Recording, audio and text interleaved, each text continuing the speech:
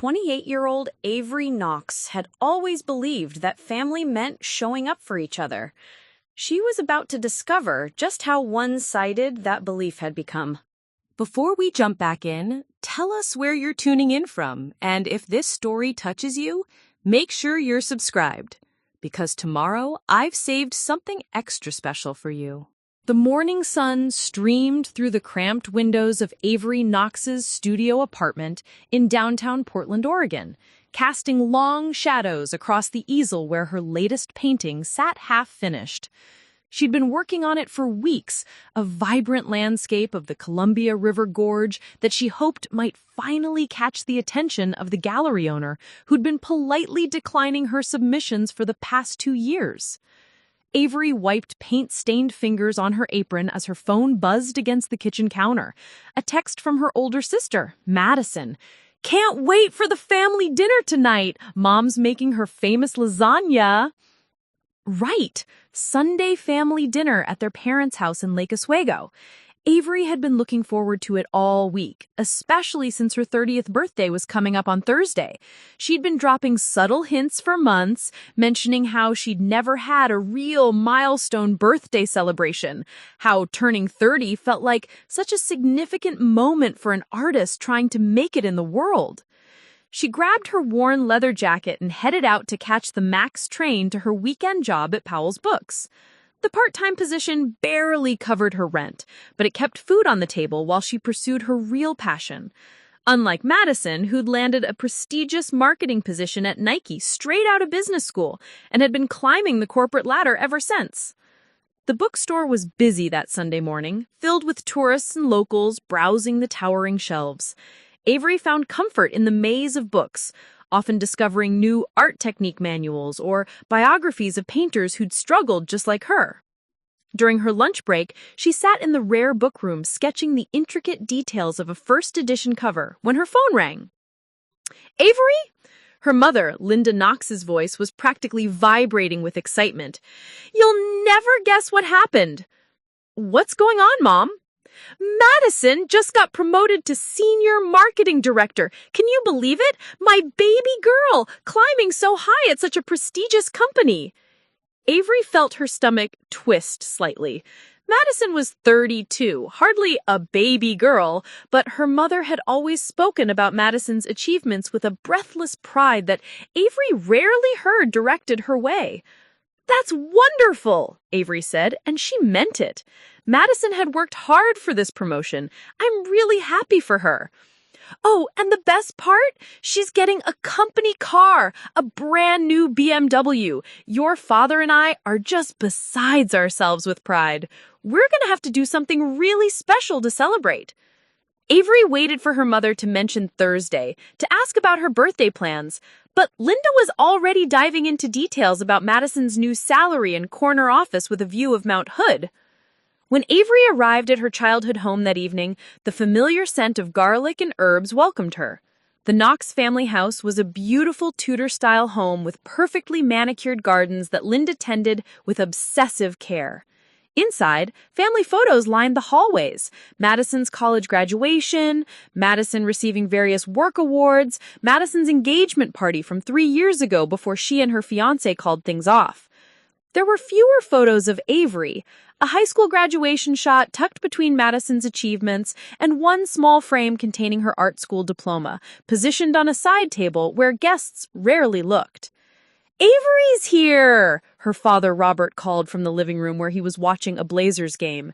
He was a gentleman who worked as an accountant for a small firm, methodical and quiet, often overshadowed by his wife's more dynamic personality.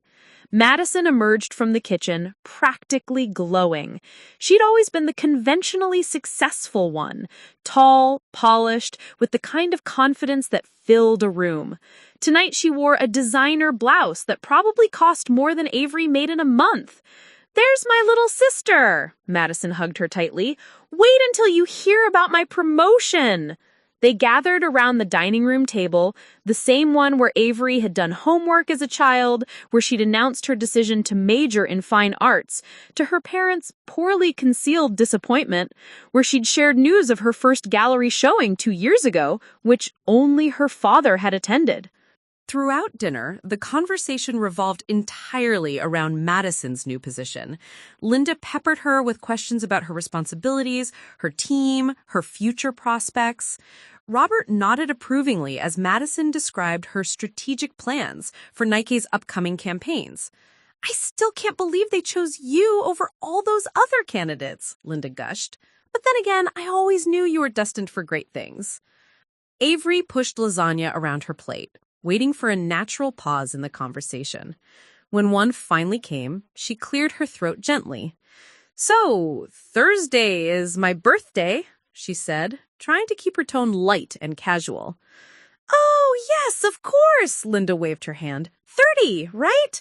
My goodness, where does the time go?" Avery waited for more, perhaps a mention of plans or at least an acknowledgement that 30 was a significant milestone. But her mother had already turned back to Madison. "Speaking of celebrations, we absolutely must throw you a proper party for this promotion," Linda said to Madison. "This kind of achievement deserves recognition." "Mom, you don't have to," Madison started, but Linda was already in planning mode. "Nonsense. We'll invite the Petersons and the Hendricks, maybe some of your work colleagues. Oh, and we should have it catered. This is too important for me to just cook something simple." As her family discussed guest lists and catering options, Avery felt herself becoming smaller in her chair. She thought about the painting waiting in her apartment, about the rejection letters from galleries, about the way she had to calculate every purchase down to the penny.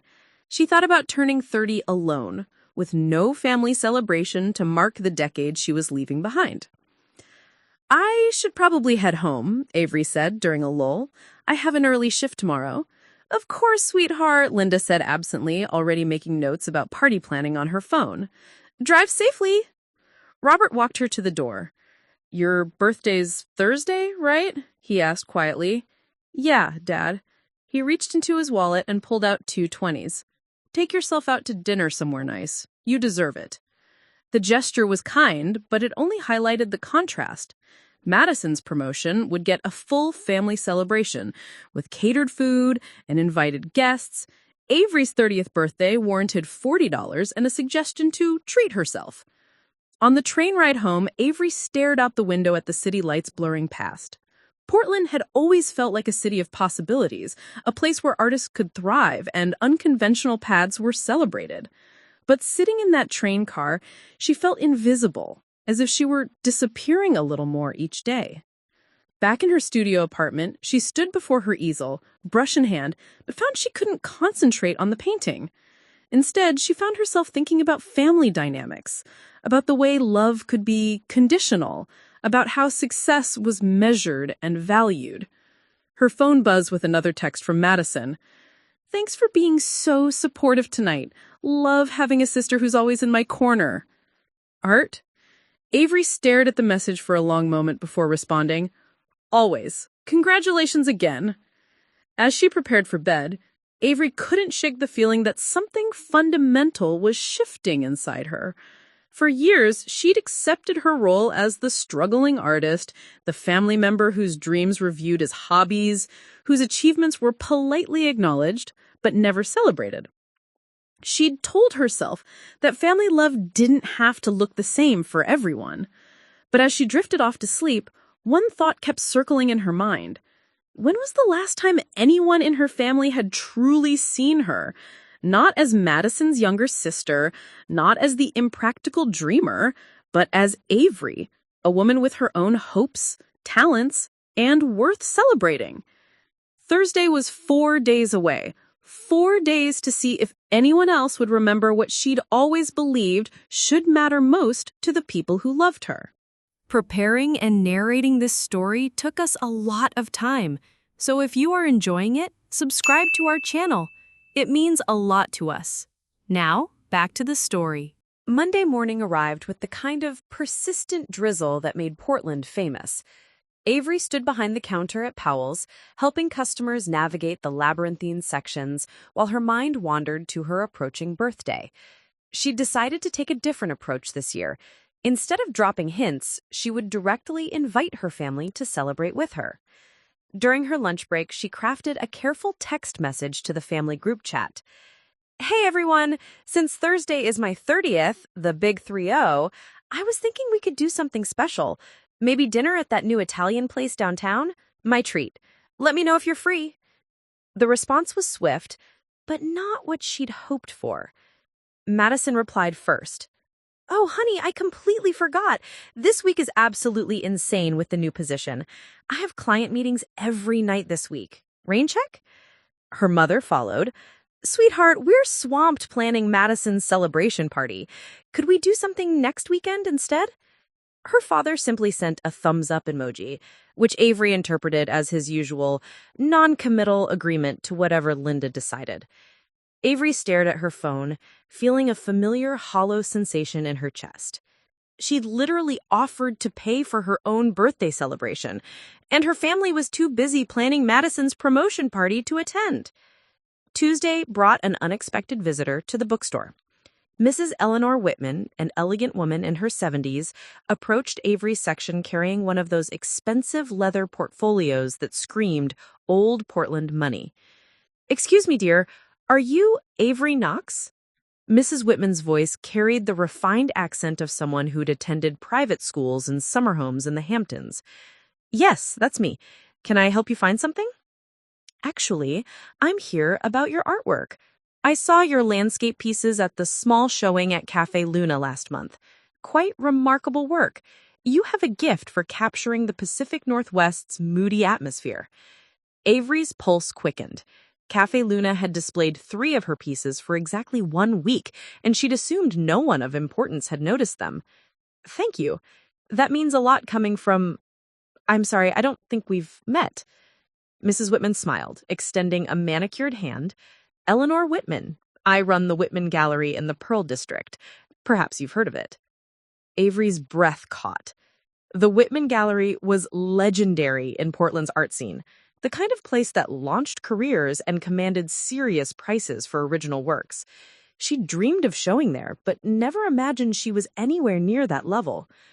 I'd like to discuss a potential opportunity with you. We're curating a group show featuring emerging Pacific Northwest artists, and I believe your work would be perfect.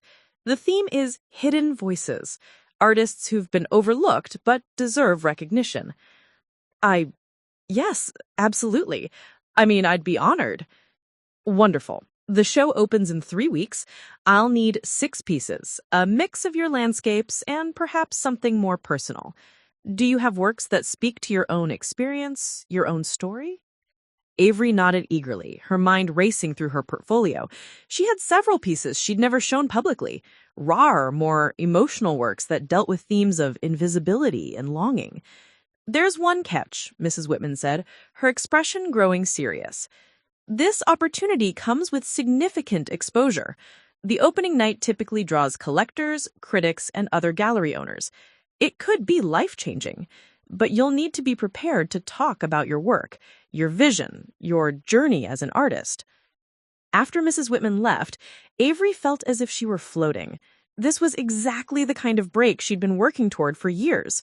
She immediately called Madison, needing to share the incredible news with someone who would understand its significance. Mads, you're never going to believe what just happened. Oh my God, Avery, perfect timing. I was just about to call you with amazing news. Wait, let me tell you. But make it quick because I'm literally bouncing off the walls here. Avery launched into the story of Mrs. Whitman's visit, describing the gallery's prestige and what this opportunity could mean for her career. She could hear Madison typing in the background, clearly distracted. That's fantastic, Av. Really great. But listen to this. The company is throwing me an official celebration party. Not just family, but all the executives, the board members, even some clients. They're renting out the entire rooftop at the Nines Hotel for Friday night. Avery felt her excitement deflate slightly. Friday? But that's the day after my birthday. I know, but isn't this incredible? They want to make it a week-long celebration. The party on Friday is just the beginning. They're planning events all week. A wine tasting on Saturday, a spa day Sunday, and get this, they're sending me and Mom to Napa Valley next weekend as a congratulation gift. Mom's going with you? She insisted. She said she's never been more proud and wants to be part of every moment. Oh, and the best part? They're featuring me in the company newsletter, and the Portland Business Journal wants to do an interview. As Madison continued describing her week-long celebration, Avery felt something shift inside her chest. Her sister would have an entire week of festivities, while Avery's milestone birthday had been forgotten by everyone except for her father's $40 gesture. That sounds amazing, Mads. I'm really happy for you. Thanks, babe. Oh, and I feel terrible about missing your dinner thing on Thursday, but with everything happening this week, it's fine, Avery said quietly. Really. But it wasn't fine. As she hung up the phone, Avery realized that her family's priorities had become crystal clear. Madison's professional success warranted a week of celebration, multiple events, and their mother's devoted attention. Avery's 30th birthday, a once-in-a-lifetime milestone, couldn't even secure one dinner. That evening, Avery sat in her apartment, staring at the half-finished Columbia River painting. For the first time, she saw it differently. The landscape looked lonely, isolated, as if it were waiting for someone to notice its beauty, but knowing that recognition might never come. She picked up her phone and scrolled through her contacts until she found her college roommate, Jessica Chen, who lived in Seattle. Jess, it's Avery. I know this is random, but are you free Thursday night? Thursday? Yeah, I think so. What's up? It's my 30th birthday, and I just realized I don't want to spend it alone in Portland. Wait, your family isn't celebrating with you? Long story. Would you mind if I took the train up? I could use a change of scenery. Of course! We'll make it a proper celebration. Just you and me, some good wine, and we'll toast to your next chapter. As they made plans, Avery felt something she hadn't experienced in months, genuine excitement about her birthday. Jessica had always been the friend who remembered important dates, who showed up when it mattered, who celebrated other people's victories as if they were their own. Wednesday morning, Avery called in sick to Powell's, something she'd never done before. Instead, she spent the day in her apartment, finally working on the Columbia River painting, with a clarity and purpose she hadn't felt in weeks. She added new elements to the landscape, a figure standing on the riverbank, small but unmistakably present, looking not at the rushing water but toward the horizon. Her phone buzzed constantly throughout the day, with updates about Madison celebration preparations. Linda sent photos of the catered appetizers being taste tested. Madison shared pictures of her new business cards. Robert forwarded an article about successful women in marketing. Not one message mentioned Avery's birthday, which was now less than 24 hours away. As the sun set over Portland, Avery made a decision that surprised even her. She wouldn't spend her 30th birthday waiting for her family to remember or acknowledge her milestone. She would take control of her own narrative, starting with the trip to Seattle and continuing with the gallery opportunity that could change everything. For the first time in years, Avery Knoxx felt like the protagonist of her own story, rather than a supporting character in everyone else's. Thursday morning, Avery's 30th birthday, dawned crisp and clear, a rarity for October in Portland. She woke up in her studio apartment feeling different somehow, as if the number 30 had shifted something fundamental in her perspective. Instead of waiting for birthday wishes that might never come, she decided to start her day with intention. Her first stop was a small coffee shop she'd never visited before, tucked away in the Hawthorne district. The barista, a young woman with colorful tattoos covering her arms, smiled brightly as Avery ordered. "Birthday coffee's on the house," the barista said, noticing the small 30 button Avery had impulsively pinned to her jacket. "How did you know?" "The button's a dead giveaway, plus you have that birthday energy. I'm Maya, by the way. 30's a good year. That's when I finally started my own business." Avery looked around the cozy space, taking in the local artwork on the walls, the mismatched vintage furniture, and the obvious care that had gone into creating this warm community space. "You own this place?" "Bought it last year when the previous owner retired. Scariest and best decision I ever made." Maya leaned against the counter. "What do you do?" "I'm an artist. Well, trying to be. I work at Powell's Books to pay the bills." The classic Portland artist struggle. But hey, if you're putting yourself out there, the universe has a way of responding. Trust me on that. As Avery walked toward Union Station to catch her train to Seattle, Maya's words echoed in her mind. Maybe 30 was the year she stopped waiting for permission to be seen and started demanding it. The train ride north along the Columbia River was spectacular. Avery found herself sketching the changing landscape, her pencil capturing the way morning light transformed the water into liquid silver. An elderly couple sitting across from her struck up a conversation. "You are very talented," the woman said, admiring Avery's quick sketches. "Are you a professional artist?" "Working on it," Avery replied, surprised by how confidently the words came out. "My late husband was a painter, never sold much, but he always said the real success was in the doing, not the recognition, though I suspect he would have enjoyed a little more recognition." She smiled sadly. "Don't wait too long to share your gift with the world." When Avery arrived in Seattle, Jessica Chen was waiting at King Street Station with a handmade birthday sign and an enormous grin. Jessica Chen had been Avery's roommate at Pacific Northwest College of Art, and unlike Avery, she'd parlayed her design degree into a successful career at a tech startup. But success hadn't changed her. She was still the same generous, creative spirit who'd encouraged Avery through countless late-night study sessions. "Happy birthday, you gorgeous 30-year-old!" She pulled her into a fierce hug. "I have an entire day planned, starting with lunch at Pike Place Market and ending with something very special." They spent the afternoon wandering through Seattle's vibrant neighborhoods.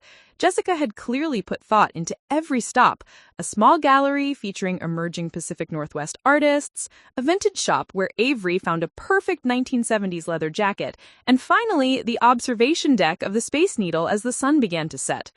"Okay, time for your real birthday surprise," Jessica said, pulling out her phone. "Remember how you always talked about wanting to do a solo show but never felt ready? Jess, what did you do?" "I may have reached out to some of our old classmates who are doing well in the Seattle art scene, and I may have set up a very informal showing of your work tonight." Avery's stomach dropped. "You did what?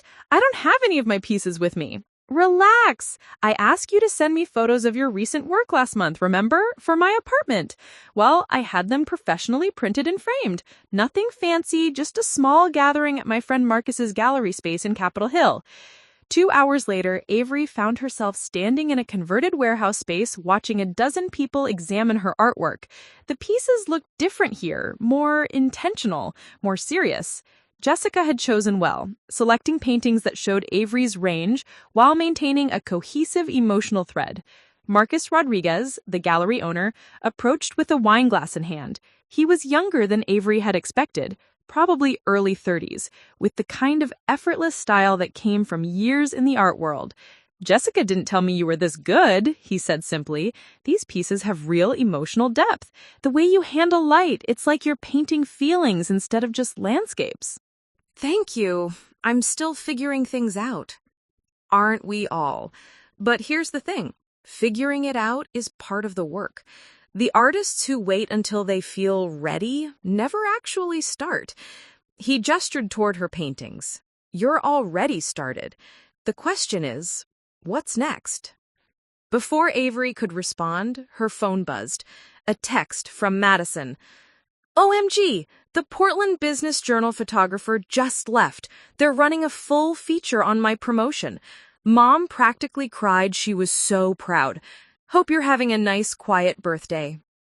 Avery stared at the message, then looked around the room where strangers were engaging thoughtfully with her art, where Jessica had organized an entire celebration just for her, where Marcus was discussing her work with the seriousness she'd always craved.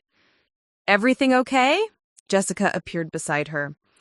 "Yeah, just family stuff." Avery put her phone away. "Tell me about these people. Who's that woman by the river painting?" "That's Sarah Kim. She runs an artists collective that connects Pacific Northwest artists with galleries across the country. She's been standing there for 10 minutes, completely absorbed." As if summoned, Sarah approached them. She was a striking woman in her 40s with silver-streaked hair and the confident bearing of someone who'd built something meaningful. "I have to ask, Are you represented by anyone? Avery shook her head. I've been trying to get gallery representation for years. Well, your timing is interesting. I'm always looking for artists who capture the emotional landscape of the Pacific Northwest, not just the physical one. Your work does both. She handed her a business card. I'd like to talk about some opportunities. Would you be free to meet next week? The evening continued with conversations that felt different from any Avery had experienced before. People asked thoughtful questions about her technique, her inspiration, her artistic journey. A collector inquired about purchasing 2 of the prints. A blogger wanted to feature her work in an upcoming article about emerging regional artists. By the time the informal showing wound down, Avery had felt as if she'd experienced more professional validation in one evening than in the previous 2 years combined. Later, back at Jessica's apartment, they sat on the couch sharing a bottle of wine and leftover birthday cake that Jessica had somehow managed to procure. I can't believe you did all this. This was the best birthday I've ever had. You deserve to be celebrated, Ave. Not just your birthday, but your talent, your persistence, your heart. I hate that your family doesn't see what I see when I look at your work. Avery's phone had been quiet all evening. No birthday calls from her parents, no messages from extended family, but somehow surrounded by Jessica's friendship and the memory of strangers connecting with her art, the silence didn't sting the way it usually did. I think something's changing, Avery said quietly. I've spent so much time trying to get my family to notice me that I forgot other people already do. That's the birthday wisdom talking. 30 looks good on you. As Avery drifted off to sleep in Jessica's guest room, her last thought was of the Whitman Gallery opportunity waiting for her in Portland. For the first time, she felt ready to claim the space she deserved, not just in galleries, but in her own life. Friday afternoon, Avery returned to Portland with a renewed sense of purpose and Sarah Kim's business card tucked safely in her wallet. The city looked different somehow, more vibrant, full of possibilities she'd never noticed before. But as her train pulled into Union Station, reality began to creep back in. She had 2 weeks to prepare 6 pieces for the Whitman Gallery, a full-time job at Powell's, and a family that remained blissfully unaware of both her birthday and her breakthrough. Her phone had accumulated 17 missed calls and 43 text messages while she was on the train. Heart racing, she assumed there must be some emergency, but as she scrolled through them, a different picture emerged. The messages were all about Madison's celebration at the Nines Hotel. Photos of her sister in a stunning navy dress surrounded by Nike executives, videos of toasts being made in her honor. Her mother had sent a particularly long message. "Sweetie, I wish you could have been here to see your sister's triumph. The CEO himself said Madison is destined for greatness. We're so proud we could burst." Not one message mentioned that Thursday had been Avery's birthday. Avery felt that familiar hollow sensation, but this time it was accompanied by something new. Anger. Pure, clean anger that cut through years of accepted neglect and polite disappointment. She was still processing this emotion when her phone rang. Madison! Avery! Oh my God, you missed the most incredible night. I'm literally still floating. The party was like something out of a movie. Sounds amazing, Avery managed. Everyone was asking about you, wondering where my artistic sister was. I told them I was probably off being creative somewhere. Madison laughed. Anyway, the weekend events are going to be even better. Wine tasting tomorrow, spa day Sunday, and then Mom and I fly to Napa on Monday. That's great, Mads. You sound weird. Are you okay? For a moment, Avery considered telling her sister about Seattle, about the gallery opportunity, about spending her 30th birthday alone because her family had forgotten. Instead, she said, "Just tired. Long day." Well, get some rest. Oh, and I almost forgot. Dad said something about your birthday being this week. Did I miss it? The casual way Madison asked, as if Avery's 30th birthday was some minor detail that might have slipped by, crystallized everything Avery had been feeling. It was yesterday, Avery said quietly. Oh no! I'm the worst sister ever. I've been so wrapped up in work stuff. We'll definitely celebrate when I get back from Napa, okay? After Madison hung up, Avery sat in her apartment staring at the Columbia River painting. The solitary figure she'd added now seemed to be looking directly at her, challenging her to do something instead of just accepting what was. Saturday morning brought an unexpected knock at her door. She opened it to find her father standing in the hallway, looking uncharacteristically nervous. "Dad, what are you doing here?" "I wanted to see how your birthday was and to apologize." Robert Knoxx had always been the peacekeeper in their family, the quiet one who tried to smooth over Linda's intensity and Madison's dramatic moments. Seeing him standing there with such obvious discomfort made my chest tighten. "Come in." They sat awkwardly on her small couch, surrounded by her paintings and art supplies.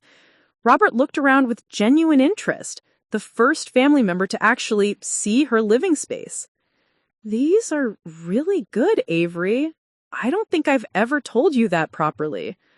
"Thanks, Dad. I know we missed your birthday, all of us, and I know that must have hurt." Avery waited. But Robert had never been good with emotional conversations. The silence stretched between them until finally, Avery broke it. "I spent it in Seattle with Jessica. We had a great time." Good. That's good. He reached into his jacket and pulled out a small wrapped package. "This isn't much, but I wanted you to have it." Inside was a set of professional-grade brushes, expensive ones that Avery had been admiring online, but could never justify purchasing. "Dad, these are too much." "Your mother doesn't know about them," he said quietly. She gets very focused when Madison has something big happening. It doesn't mean she loves you less. Doesn't it, though?" The question hung in the air. Robert looked genuinely pained, but he didn't have an answer that would make any of this better. After her father left, Avery tried to focus on her artwork, but concentration proved impossible. She kept thinking about the dynamic he'd just described, how her mother's attention was finite and Madison's successes consumed all of it. Her phone buzzed with a text from Mrs. Whitman. "How are the pieces coming along? I'm excited to see what you've selected for the show." Avery looked around her apartment. She had the Columbia River painting, 3 smaller landscapes, and 2 unfinished pieces that weren't close to gallery ready. She needed 6 completed works in less than 2 weeks, and inspiration felt completely blocked. Sunday brought a new complication. Sarah Kim called from Seattle. "I've been thinking about your work since Thursday night," Sarah said. "I'd like to represent you, but I need to be upfront about what that means." "I'm listening." "I can get your work into galleries across the Pacific Northwest, maybe even some national shows, but you'd need to be fully committed to your art. No more part-time approach." Avery's heart raced. "What do you mean?" "I mean, quitting the bookstore job, treating your art like the career it could be. It's risky, but artists who want real success have to take real risks." After Sarah hung up, Avery did some quick math. She had enough savings to cover rent for maybe 2 months if she quit Powell's. After that, she'd need to be selling work consistently to survive. The gallery show could launch that kind of career, or it could be a beautiful failure that left her broke and starting over. Monday morning arrived with Portland's typical drizzle. Avery stood outside Powell's, watching her coworkers arrive for another day of shelving books and helping customers. She thought about Maya, the coffee shop owner who'd taken the scary leap of buying her own business.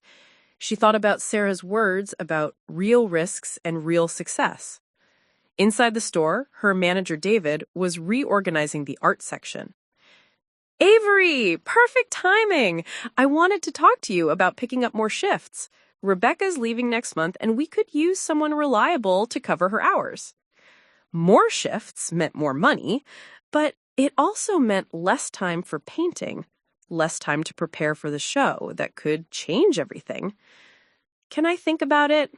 "Sure, but don't take too long. Good part-time people are hard to find." During her lunch break, Avery sat in the employee break room staring at her phone. She had missed calls from both Mrs. Whitman and Sarah Kim. Her family group chat was still buzzing with updates from Madison's Napa Valley trip, photos of vineyard tours and five-star restaurants. The contrast was stark. She was being offered the career opportunities she dreamed of, while simultaneously watching her family celebrate someone else's success with an enthusiasm they never shown for her achievements. For the first time in her life, Avery realized she was standing at a crossroads where she'd have to choose between the safe, familiar path of being overlooked and the uncertain, terrifying path of betting everything on herself. The question was, did she have the courage to disappoint the people who had already disappointed her? Tuesday morning, Avery stood in her apartment holding a resignation letter she'd written and rewritten 6 times. The words looked surreal on paper. Please accept this letter as my formal notice of resignation from my position at Powell's Books. Signing it would mean abandoning the financial security that had kept her afloat for 3 years. Her phone rang. Jessica, calling from Seattle. I've been thinking about Thursday night, Jessica said without preamble. Watching you talk to those people about your work, I haven't seen you that alive in years. Please tell me you're going to do something with all that momentum. I'm thinking about it. Avery Knoxx, if you let fear talk you out of this opportunity, I will personally drive down there and stage an intervention. After Jessica hung up, Avery walked to her easel where the Columbia River painting waited. She picked up one of the new brushes her father had given her and began working on the details she'd been avoiding. The texture of the rocks, the way light played across the water's surface, the expression on the solitary figure's face. As she painted, her phone buzzed with updates from Madison's Napa Valley adventure. Photos of wine tastings, spa treatments, mother-daughter bonding moments that Linda was documenting obsessively. Each image was accompanied by captions like, "My successful daughters deserve the world," and "Celebrating Madison's bright future." The irony wasn't lost on Avery. Here she was, potentially on the verge of her own breakthrough, and her family remained completely unaware. They were so focused on Madison's corporate success that they couldn't see the artistic opportunities blooming right under their noses. Around noon, Mrs. Whitman called. "I wanted to check on your progress and discuss some logistics," she said in her cultured voice. "The opening night is exactly 2 weeks from Friday. I'll need your pieces delivered by the Wednesday before for proper installation." "Of course, I'm making good progress on the selection." "Wonderful. I should mention, this show has generated quite a bit of interest. Portland Art Monthly wants to do a feature on the emerging artists, and we've had inquiries from collectors in San Francisco and Los Angeles." Avery's hand tightened on the phone. This was bigger than she'd realized. "There is one thing," Mrs. Whitman continued. "The insurance requirements for the show mean we need current contact information and employment verification for all participating artists. Standard procedure, but I'll need that by Friday." Employment verification? Avery stared at the resignation letter on her coffee table.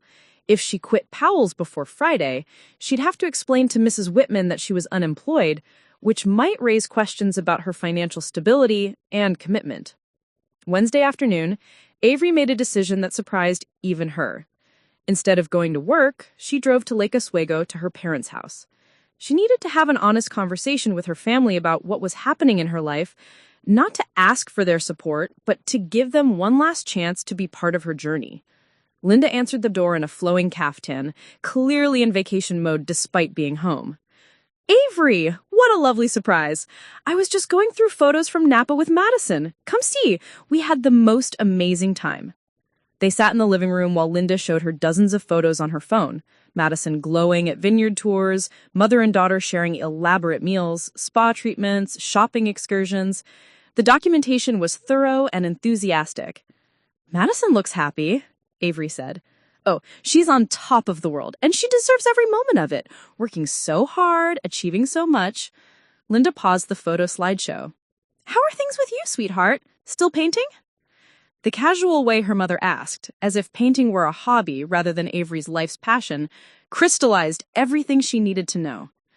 "Actually, Mom, I wanted to tell you about something important happening in my career." Avery explained about the Whitman Gallery, about Mrs. Whitman's interest in her work, about the show that could change everything.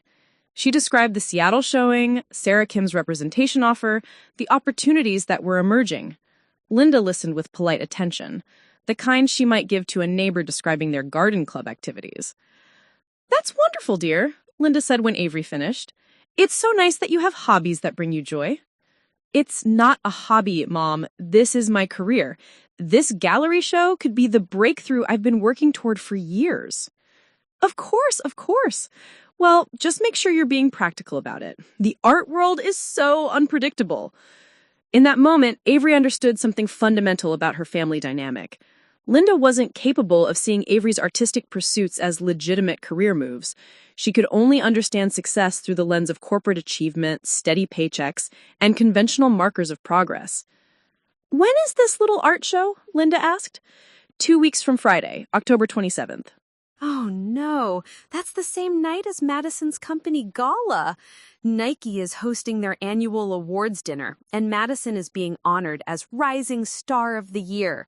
We'll all be there supporting her. Avery felt something cold settle in her stomach. All of you? Well, yes, it's such an important night for Madison's career. I'm sure you understand. The gallery opening, Avery's potential career-defining moment, would happen on the same night as another celebration for Madison. And her family had already chosen which event mattered more. "I should go," Avery said quietly. "Oh, don't rush off. Madison will be so sorry she missed you. She's at the office, already back to conquering the world." Linda smiled fondly. That girl never stops achieving. Driving home, Avery felt a strange sense of liberation. The conversation with her mother had removed any lingering doubt about where she stood in the family hierarchy. She wasn't going to change their priorities or suddenly become the daughter they celebrated, but she could stop waiting for their recognition and start creating her own success story. Back in her apartment, she called Powell's and asked to speak with David. "I need to give my notice," she said without preamble.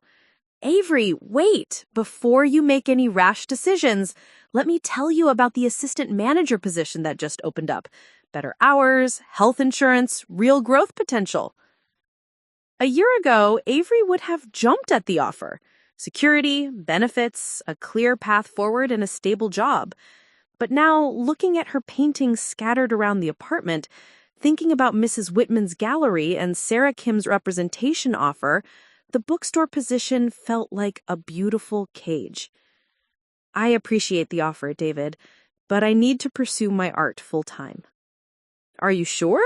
The economy's tough for artists right now." "I'm sure." After hanging up, Avery sat down at her kitchen table and signed the resignation letter. Then she called Sarah Kim. "I've made my decision. I want you to represent me, and I'm ready to commit fully to my art." "I was hoping you'd say that. Let's start by getting you prepared for this gallery show. I have some ideas about how to maximize the opportunity." As evening fell over Portland, Avery stood in front of her easel with a clarity she'd never experienced before. She had 11 days to complete 6 pieces that would represent not just her artistic skill, but her decision to bet everything on herself. For the first time in her life, Avery Knoxx was choosing her own dreams over her family's expectations. The stakes had never been higher, and she had never been more ready to rise to meet them. The first 3 days without Powell's felt like artistic freedom.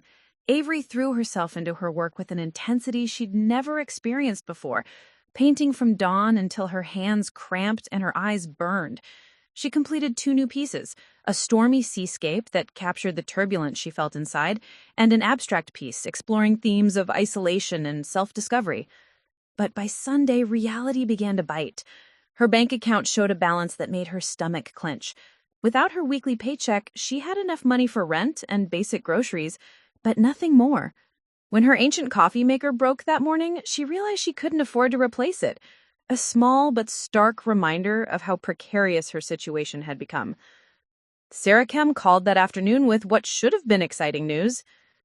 "I've been making some calls about your work," Sarah said. "There's a gallery in San Francisco interested in seeing your portfolio after the Whitman show, and I might have a lead on a commission piece for a hotel chain."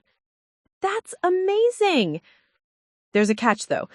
The San Francisco Gallery wants to see at least 12 pieces, and the Hotel Commission requires you to travel to their locations for site-specific work. We're talking about real career opportunities here, but they need to see that you're a serious, full-time artist. After Sarah hung up, Avery looked around her apartment.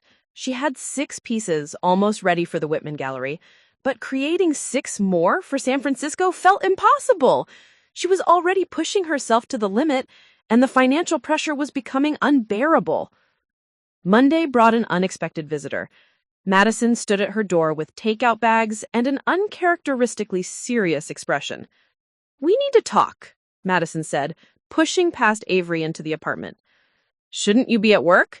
I thought you were busy conquering the corporate world." "I took the afternoon off." Madison looked around the apartment, really seeing it for the first time.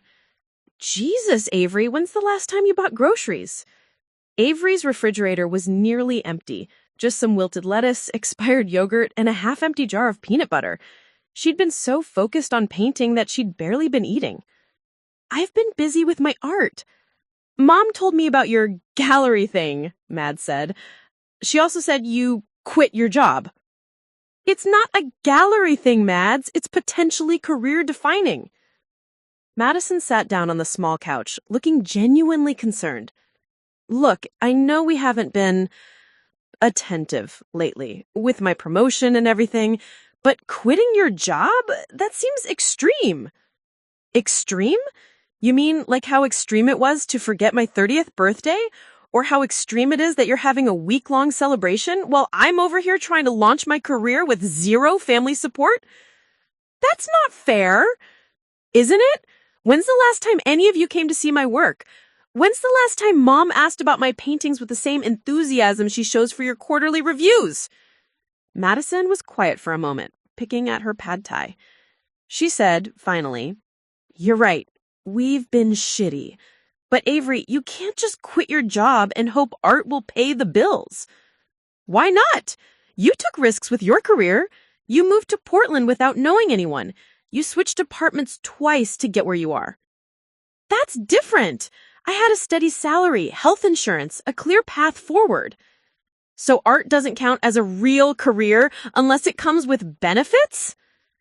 The conversation continued for an hour, with Madison oscillating between genuine concern and casual dismissal of Avery's artistic ambitions. She offered to lend Avery money, which only made things worse. "I don't want a loan," Avery said. "I want my family to believe in me." "We do believe in you, but we also want you to be practical." After Madison left, Avery realized that even her sister's attempt at support felt more like an intervention than encouragement. The message was clear. Come back to reality, get a real job, treat art as a hobby. Tuesday brought a new crisis. Avery's laptop, which she used for photographing her work and communicating with galleries, crashed completely.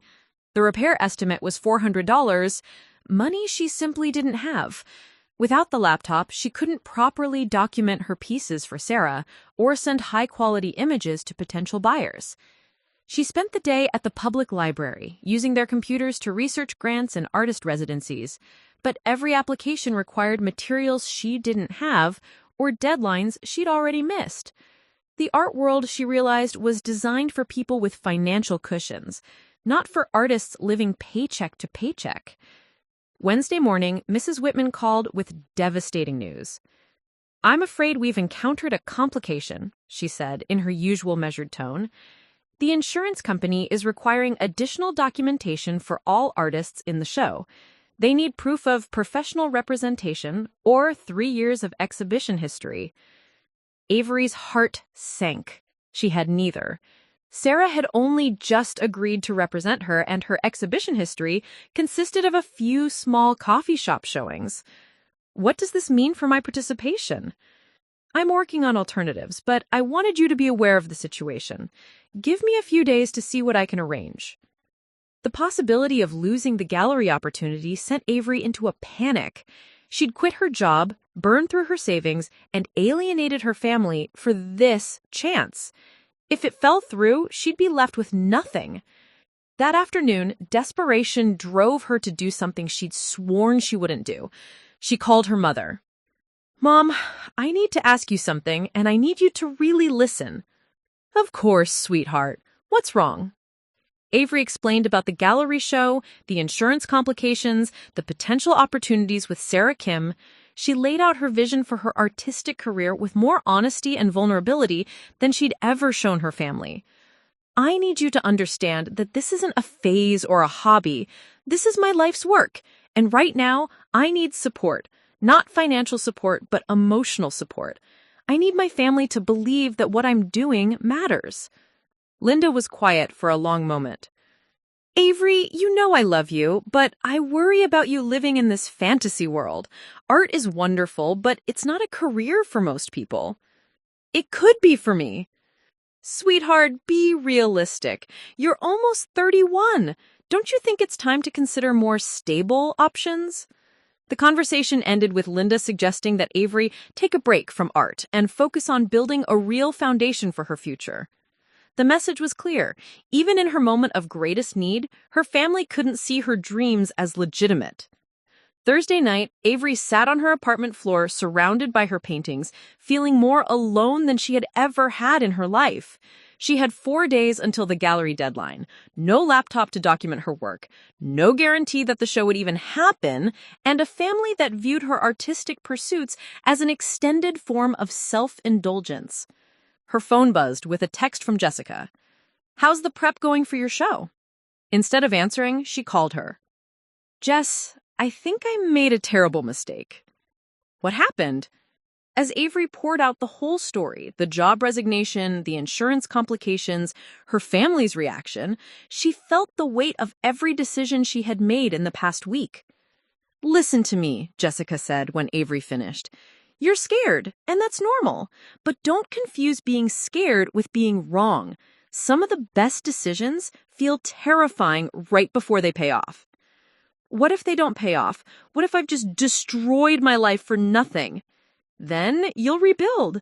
"But Avery, what if they do pay off? What if this is exactly the leap you needed to take?" After hanging up, Avery looked at her paintings with fresh eyes. Despite everything, the financial stress, the family drama, the uncertainty, she had created the best work of her life in the past week. The pieces were raw, honest, technically sophisticated in ways her earlier work had never been. Maybe the struggle itself was part of the process. Maybe she needed to risk everything to discover what she was truly capable of. Friday morning arrived with the kind of October storm that turned Portland's streets into rivers. Avery woke to the sound of rain hammering against her windows and a voicemail from Mrs. Whitman that made her stomach drop. "Ms. Knoxx, I'm afraid the insurance situation has become untenable. Without proper documentation, I cannot include your pieces in the Whitman Gallery show. I'm terribly sorry. Your work deserves better than this bureaucratic nonsense." Avery sat on her bed, staring at the 6 completed paintings that had consumed every moment of the past 2 weeks. The pieces were the best work she'd ever created.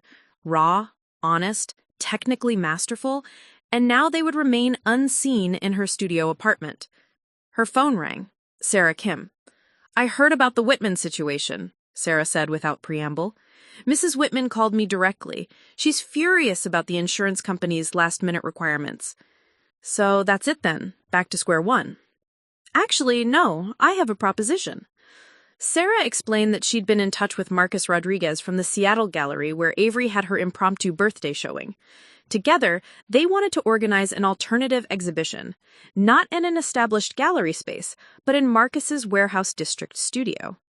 "It wouldn't have the prestige of the Whitman Gallery," Sarah said, "but it would be entirely on our terms. No insurance requirements, no bureaucratic barriers, just your art and people who want to see it." "When?" "Tonight. I know it's last minute, but Marcus has been preparing the space all week. We've invited collectors, critics, and other artists, some of the same people who would have attended the Whitman opening." Avery felt a spark of hope, mixed with terror. "But it's the same night as Madison's company gala." "So?" The question hung in the air. So what if it was the same night? Her family had already chosen which event mattered to them. Why should she factor their absence into her decision? Let's do it. By noon, Avery was on a train to Seattle with her 6 paintings carefully packed in protective wrapping. She'd used her last $50 for the train ticket, leaving her with exactly $12.37 to her name. If this didn't work, she'd have to move back in with her parents and find another retail job. Marcus's studio space had been transformed into something magical. The warehouse's industrial bones were softened with strategic lighting and flowing fabric. Her paintings looked different here, more powerful somehow, as if the unconventional space gave them permission to be bold. "This is incredible," Avery said, watching Marcus make final adjustments to the lighting. "Your work deserves to be seen," he replied simply. "Sarah told me about the gallery situation. Sometimes the art world's gatekeepers forget that the point is connecting artists with people who need to see their work." As the afternoon progressed, Avery felt something she'd never experienced before: complete ownership of her artistic journey. This wasn't someone else's vision of how her work should be presented. It was hers. At 6 o'clock, people began arriving. The turnout exceeded everyone's expectations.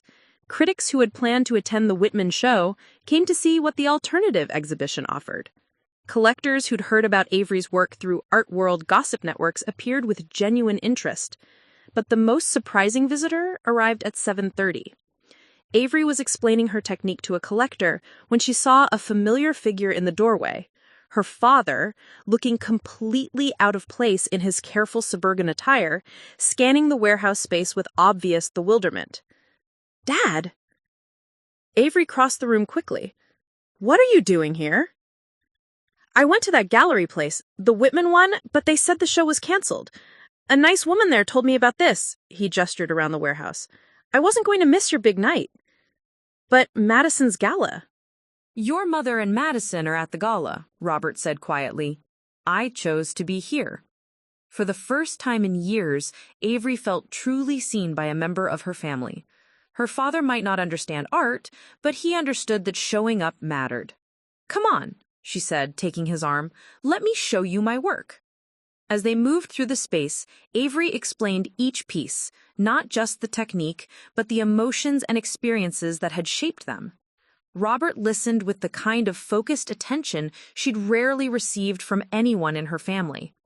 "This one," he said, stopping in front of the Columbia River painting, "this looks like how I've always imagined you see the world." "What do you mean?" "Like you're looking for something beautiful that other people might miss." By 9 o'clock, 3 of Avery's pieces had red dots indicating sales.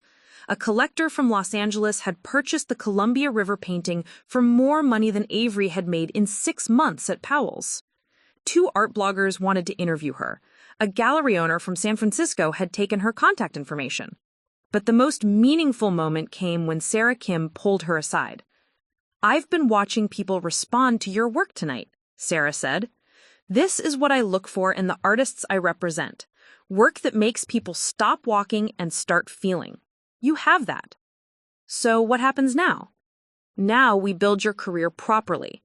I have 3 galleries interested in showing your work, 2 commission opportunities, and a possibility for a solo show next spring." As the evening wound down, Avery and her father sat on a bench outside the warehouse, watching Seattle's skyline twinkle in the distance. "I owe you an apology," Robert said. "We haven't been good at seeing what you were building.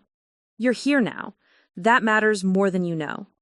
Your mother, she measures success in ways she understands. Promotions, salaries, traditional markers. It doesn't mean she loves you less." "I know, Dad, but I can't keep waiting for her to understand. I have to build the life that makes sense to me." Robert nodded slowly. "I think that might be the most grown-up thing I've ever heard you say." On the train ride back to Portland Sunday morning, Avery's phone buzzed constantly with messages. Gallery owners wanting to schedule studio visits, art publications requesting interviews, collectors asking about upcoming work. But mixed in with the professional opportunities were personal messages that revealed how the evening had rippled beyond her expectations. Maya from the coffee shop had seen coverage of the show on social media and sent congratulations. Jessica had shared the art blog coverage with her entire network. Even some of her former coworkers from Powell's had reached out after seeing the local art scene coverage. Monday morning, Avery woke up in her studio apartment, the same space where she'd felt so trapped just days before, and saw it differently. The paintings in progress propped against the walls weren't signs of struggle anymore. They were evidence of dedication. The cramped quarters weren't a limitation, but a launching pad. Her phone rang. Madison. "I saw the articles about your show," Madison said, her voice strange. "I had no idea it was such a big deal. It was important to me. Dad said he went. Mom was confused about why he left the gala early." Avery waited for Madison to say more, but the silence stretched between them. "I'm proud of you," Madison said finally. "I should have said that a long time ago." As the weeks that followed brought studio visits, commission opportunities, and the slow but steady building of a sustainable art career, Avery realized that the struggle had taught her something crucial. She didn't need her family's permission to succeed, but she had needed to risk their disapproval to discover her own strength. 6 months later, at her first solo exhibition, Avery stood before a room full of people engaging seriously with her work. Her parents were there, both of them, along with Jessica, Marcus, Sarah, and dozens of others who had become her chosen artistic family. The girl who had once waited for others to see her worth had learned to create her own visibility. And in doing so, she had found not just success, but the deeper satisfaction of living authentically in a world that finally reflected her true self. Up next, you've got 2 more standout stories right on your screen. If this one hits the mark, you won't want to pass these up.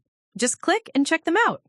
And don't forget to like, subscribe, and turn on the notification bell so you don't miss any upload from us.